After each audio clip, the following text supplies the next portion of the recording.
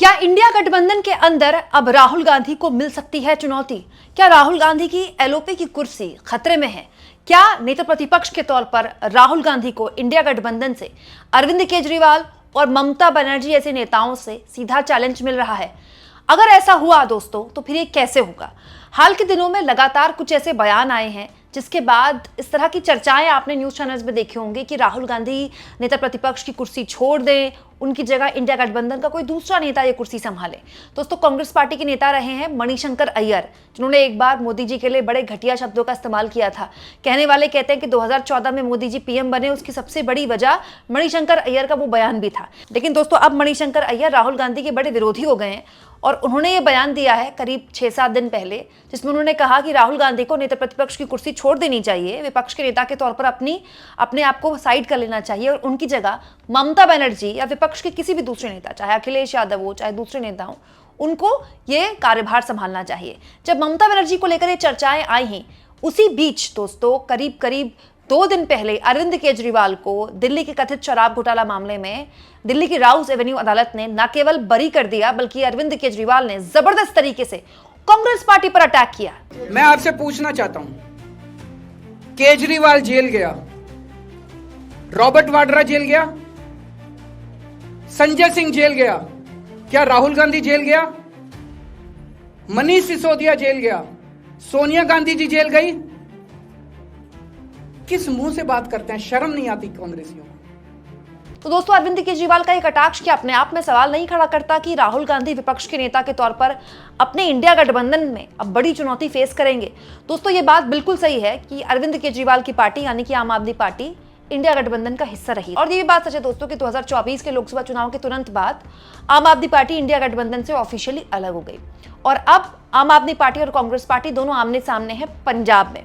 जहां तक बात है मणिशंकर अय्यर के बयान की दोस्तों, तो पवन खेड़ा ने तो मणिशंकर अय्यर को कांग्रेस पार्टी से ही अलग कर दिया है, कहते हुए कि मणिशंकर अय्यर तो बहुत टाइम से कांग्रेस पार्टी से उनका कोई एसोसिएशन ही नहीं है, वो जुड़े हुए ही नहीं है कांग्रेस पार्टी से। तो मणिशंकर अय्यर जो दे रहे हैं बयान, वो अपने स्वतंत्र रूप से अपने सर पर दे रहे हैं। लेकिन दोस्तों, मणिशंकर अय्यर जो बात बोल रहे हैं वो एक तरह की चर्चा शुरू करता है कि क्या कांग्रेस पार्टी के नेता के तौर पर राहुल गांधी सिर्फ कांग्रेस पार्टी के नेता हैं, इंडिया गठबंधन के नेता नहीं बन पाए, और उनके सामने ममता बनर्जी और अरविंद केजरीवाल जैसे नेता कितनी बड़ी चुनौती खड़ी कर सकते हैं? दोस्तों, राजनीति में चुनौती सीट से आती है। सबसे इंपॉर्टेंट, आप कितनी सीटें जीतकर लोकसभा चुनाव में ला सकते हैं, इससे तय होता है कि आप कितने बड़े नेता हैं। आपकी popularity end of the day उसी से मापी जाती है। हालांकि ऐसा नहीं होना चाहिए, लेकिन यही है यथार्थ हमारे देश की राजनीति का।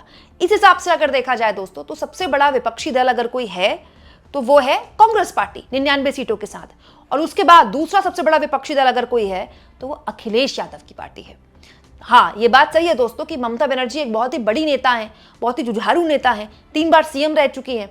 लेकिन ये बात भी सच है कि उनका राजनीतिक भविष्य अभी इस बात पर टिका है कि अप्रैल में होने वाले पश्चिम बंगाल के विधानसभा चुनाव में उनका परफॉर्मेंस कैसा रहता है। हाँ, अगर पश्चिम बंगाल की विधानसभा चुनाव वो थम्पिंग मेजोरिटी से जीत लेती है और बीजेपी को हरा देती है, तो ममता बनर्जी एक बहुत बड़ी नेता के तौर पर देश भर में उभरेंगी।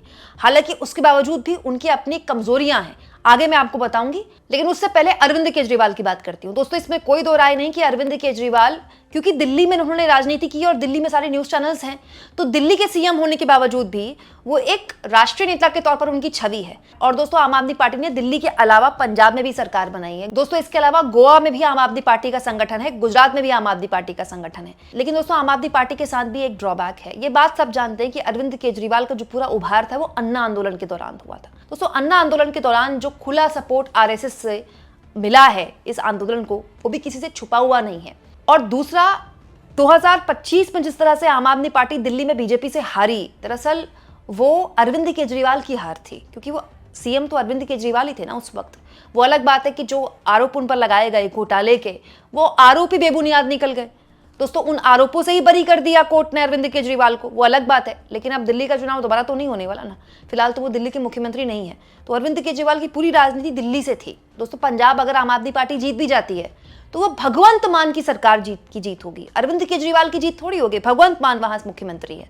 लेकिन दोस्तों, अरविंद केजरीवाल के पास कुछ खासियत है। उनकी हिंदी बहुत अच्छी है, वो भाषण बहुत अच्छा देते हैं, उनके पास संगठन बहुत बड़ा नहीं लेकिन बहुत मजबूत संगठन है। दोस्तों उनका जो IT सेल है वो बहुत क्रिएटिव है अरविंद केजरीवाल का। ममता बनर्जी भले ही हिंदी बहुत अच्छी ना जानती हो, लेकिन बोलने की कला, मतलब भाषण कला उनके पास भी बहुत अच्छी है।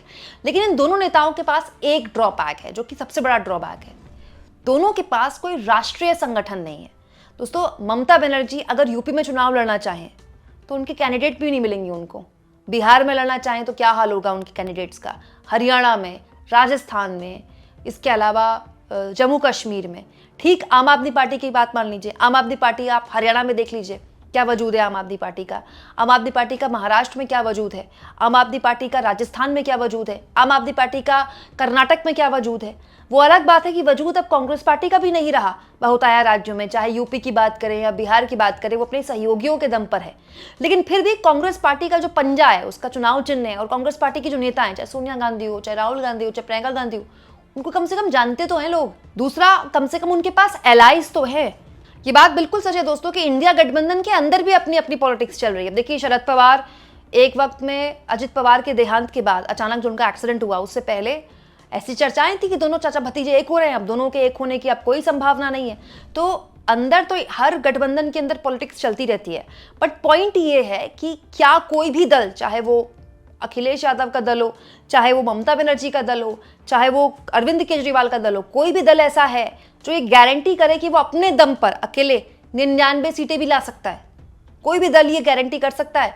दूसरा सबसे इंपॉर्टेंट, जब भी 2029 में चुनाव होंगे, एंड ऑफ द डे आप देखिएगा चुनाव बीजेपी वर्सेस कांग्रेस के बीच ही होता है। अब बीजेपी वर्सेस कांग्रेस के बीच भले ना हो, एनडीए वर्सेस इंडिया हो, जैसे पिछली बार हुआ था, क्योंकि बीजेपी ने भी साबित कर दिया कि वो अपने दम पर बहुमत नहीं ला सकती। तो जब बीजेपी बहुमत नहीं ला सकती तो कांग्रेस कहां से ले आएगी? हर लिहाज से बीजेपी सबसे बड़ा दल तो है ही, सबसे ज्यादा संसाधन भी उसके पास है।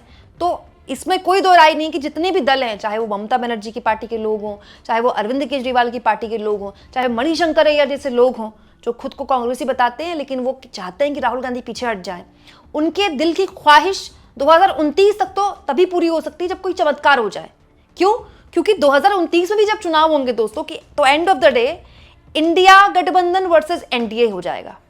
अभी जो भी पार्टियां आपको इंडिया गठबंधन से अलग होती दिखाई दे रही हैं, अलग अलग तरह के स्वर उनके दिखाई दे रहे हैं, आप मानकर चलिए कि ये 2029 के चुनाव आते आते फिर ये एक हो जाएंगे। दोस्तों जैसे आप देखिए आम आदमी पार्टी और कांग्रेस के बीच में जबरदस्त बयानबाजी होती है, लेकिन किसी भी संसद के सत्र में आप उठा लीजिए, आम आदमी पार्टी का स्टैंड वही रहता है जो बेसिकली इंडिया गठबंधन का रहता है या कांग्रेस पार्टी का रहता है। हाँ, सबके अपने अपने अलग अलग मुद्दे होते हैं, क्षेत्रीय मुद्दे हर आदमी अपने अपने उठाता है, लेकिन end of the day Sanjay Singh जब भी बोलते हैं वो केंद्र की मोदी सरकार को ही आड़े हाथों लेते हैं। तो जैसा कि मणिशंकर अय्यर जैसे लोग मानते हैं कि कांग्रेस पार्टी को या राहुल गांधी को अपने आप को अलग कर लेना चाहिए और इंडिया गठबंधन के दूसरे नेताओं को आगे आना चाहिए, ये तो इंडिया गठबंधन के दूसरे नेता भी चाहते हैं।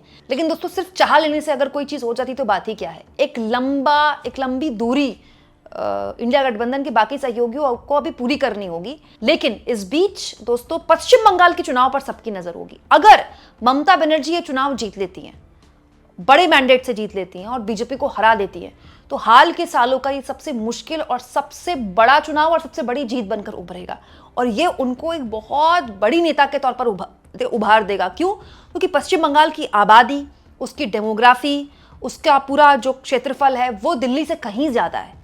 और ऐसे माहौल में जब चुनाव आयोग पर तमाम तरह के सवाल उठते हैं, जब तमाम तरह के संसाधनों के दुरुपयोग का आरोप लगता है, दोस्तों तमाम तरह की एजेंसियों के दुरुपयोग का आरोप लगते हैं मोदी सरकार पर, तब भी अगर ममता बनर्जी जीत जाती हैं तो हर लिहाज से ये एक जबरदस्त तरीके का एडवेंचर तो पैदा करेगा भारत की पॉलिटिक्स में। आपको क्या लगता है दोस्तों? कमेंट बॉक्स में जरूर लिखें।